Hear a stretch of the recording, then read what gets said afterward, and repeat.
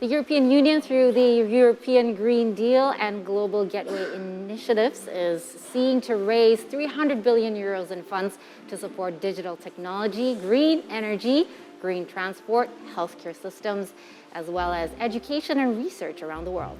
The European Investment Bank has also pledged to provide investment support of around 1 trillion euros to battle climate change and fund environmental conservation by 2030.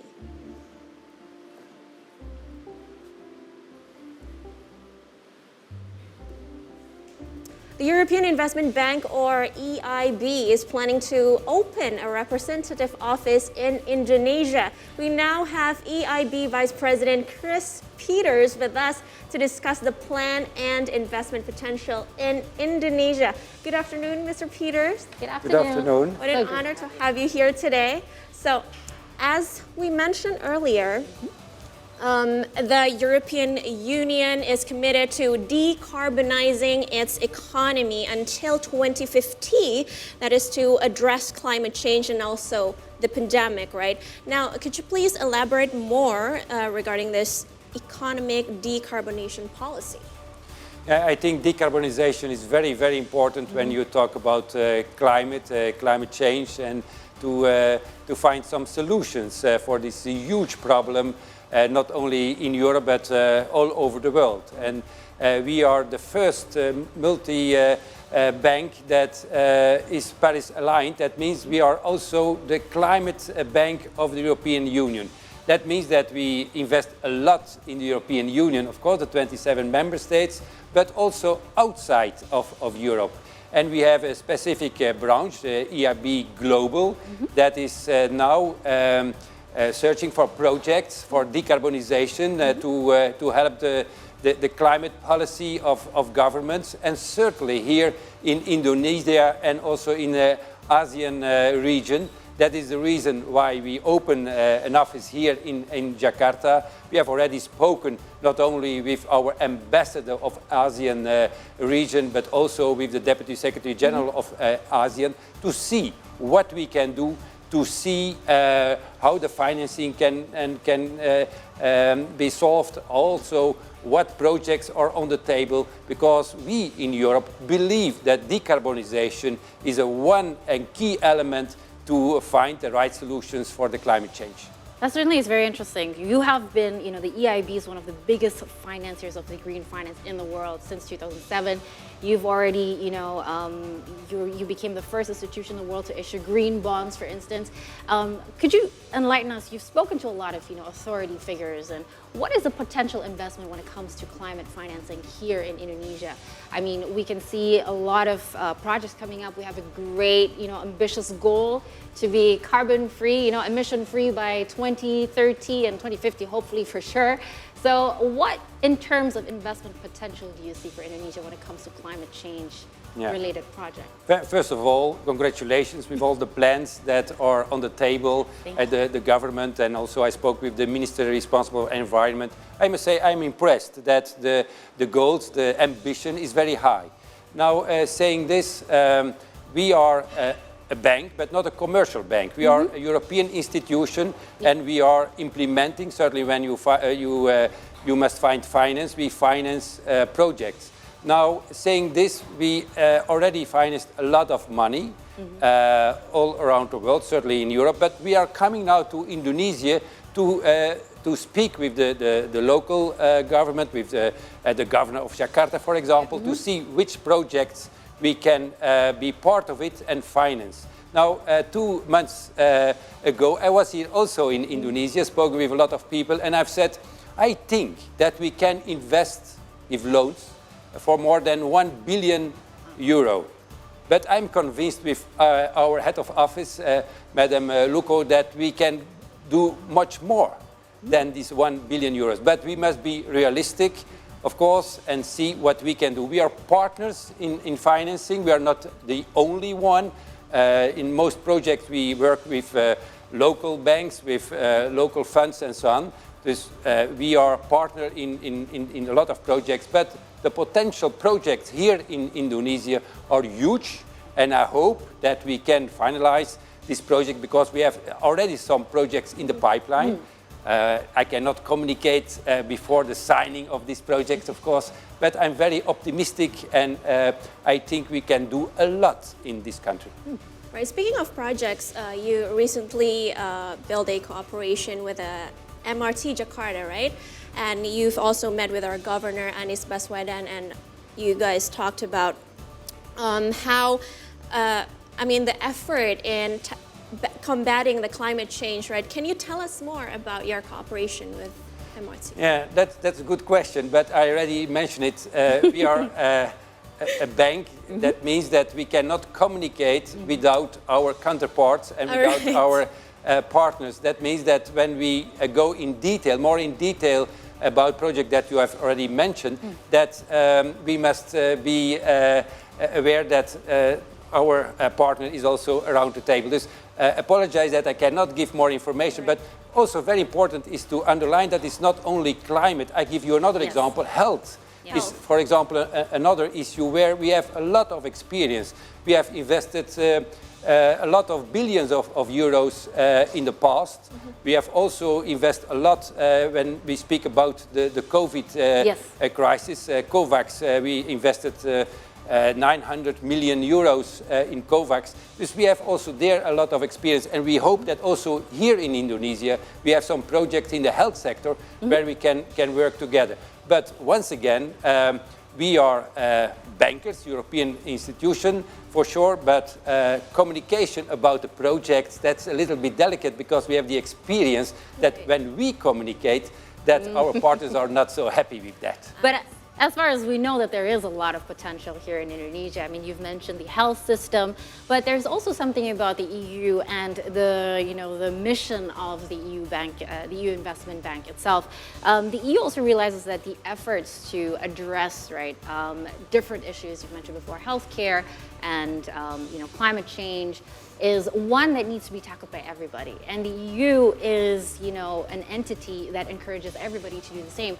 And how is your policy? Can you tell us more in regards to policy that the EIB has in regards to also encouraging other institutions and systems to do what you are doing, Yeah, for example, when we tackle the climate change, we are aware that it's not only Europe. And we have a lot of experience. We want to share this experience with other parts of the world. And certainly here in this region, very important, very good in projects and so on. There is a lot of potential that we say. We have some experience in Europe, we have some know-how because our bank, it's not a commercial bank, I already said it. We have more or less 1,000 people, experts, that not only see that you can pay the loan back, the bankable aspect of the project, but also what is the content, and what is the content not only for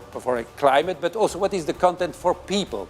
Gender equality and a lot of other elements are for us so important because we are a European bank. That means that we have also the values of the European Union, democratic values, equality, men, women, and so on and so on. This, that is also for us a very important element. What is the impact on the civil society when we support some projects? And that is, I think, also for your country very important, that we bring not only the money, we bring not only the know-how, but also a way of life that we support, values that we support, and that is what we are doing each day. So would you say it also brings about expertise coming from, European countries or EU member states in regards to specific project as consultancy, not just you get, the loans as in the material side, but you also mentioned about, visions and missions. So do you filter the projects based on the things that, that EU prioritizes on as well for other countries to take similar projects in? Certainly we are driven by the European policy. That's the reason why we are working in Team Europe. We are not alone here. We work in a team, the ambassador of EU, ambassador of ASEAN, and so on and so on. But for us, once again, it is important that we are looking for partnerships, that we are not only giving loans. We have 3 pillars. We have a pillar loans, that's for sure, as a bank. But we have also a pillar what we called blending. That means that with the grants and guarantees coming from the European Commission, with other loans and other partners, we can blend, mix a product that is acceptable for our counterpart.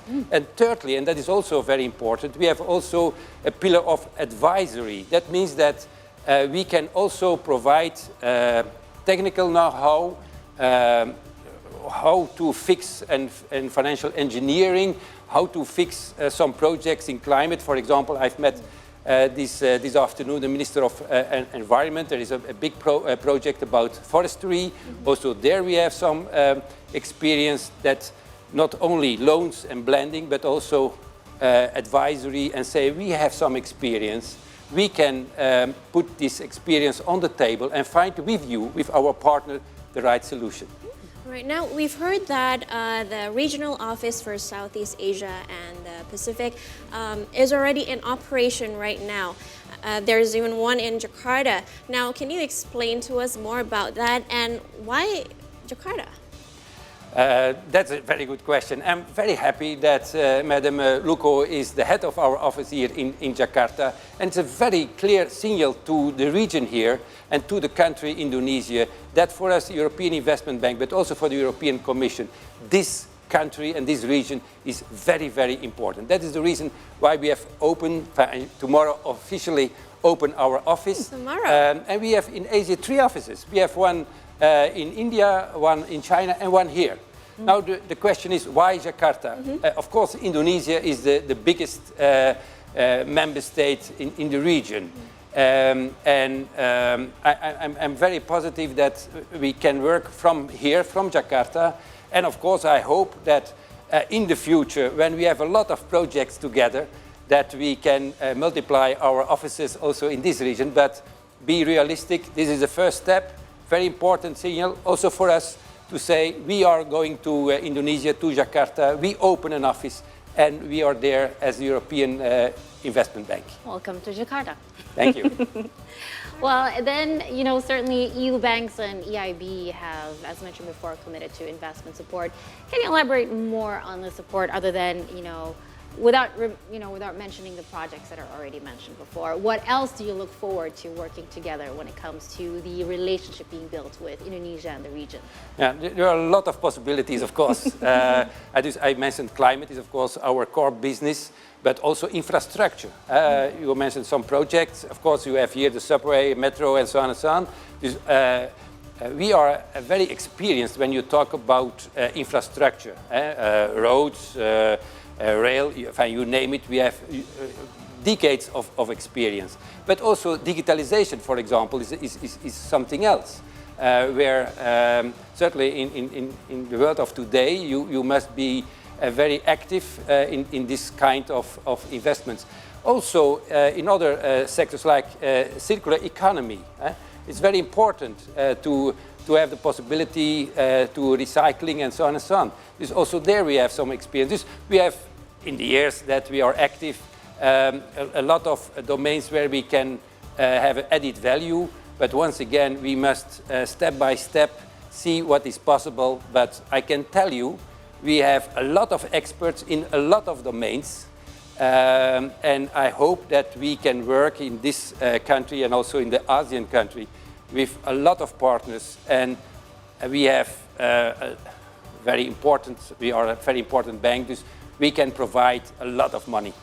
All right, thank you so much, Mr. Kris Peeters, Vice President of European Investment Bank, for being with us today. We wish you the best for your future projects and also the opening of Jakarta office tomorrow, and enjoy your stay in Jakarta.